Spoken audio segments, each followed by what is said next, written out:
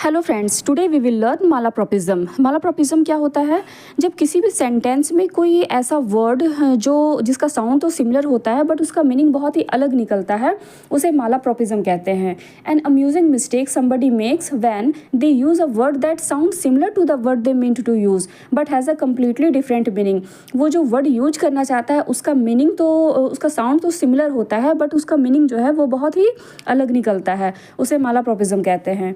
It was by RB. Sheridan in the rivals. RB. Sheridan के the rivals play में जो 1775 में आया था, उसमें एक मिसेस मालाप्रॉप नाम की कैरेक्टर थी जो ऐसे ही करती थी। मीन्स कोई भी वर्ड को वो जो यूज करती थी, कोई वर्ड का जो जिस वर्ड का वो यूज करती थी, वो साउंड तो उसका एक ही जैसा होता था, लेकिन साउंड उसका सिमिलर होता था बट उसका मीनिंग बहुत ही अलग निकलता था।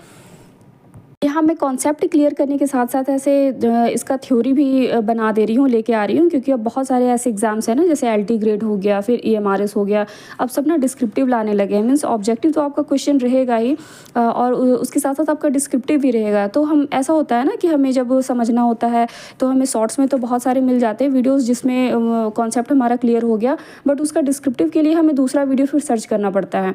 इसके लिए मैं इसमें समझाने के साथ साथ कॉन्सेप्ट क्लियर करने के साथ साथ इसमें डिस्क्रिप्टिव भी ला रही हूँ।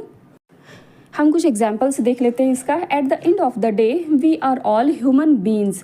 अब यहाँ पे ह्यूमन बींग्स की जगह ह्यूमन बीन, खाने वाला बीन का यूज किया गया है। जो बींग्स और बीन का दोनों का साउंड सिमिलर है लेकिन इसका मीनिंग तो बहुत अलग अलग है, तो उसे यूज करना ही ऐसे मालाप्रॉपिज्म है। He was a man of great statue.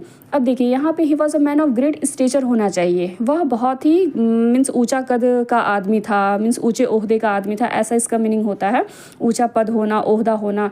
तो he was a man of great stature होना चाहिए। तो स्टेचर और स्टेचू का दोनों साउंड सिमिलर लग रहा है, तो स्टेचर की जगह यहाँ स्टेचू यूज किया है। वैसे ही don't forget to renew my subscription.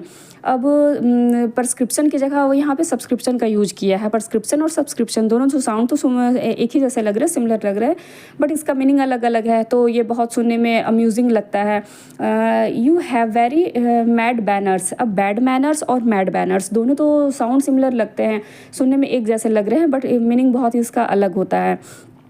इसे ही मालाप्रॉपिज्म कहते हैं। Thank you, bye.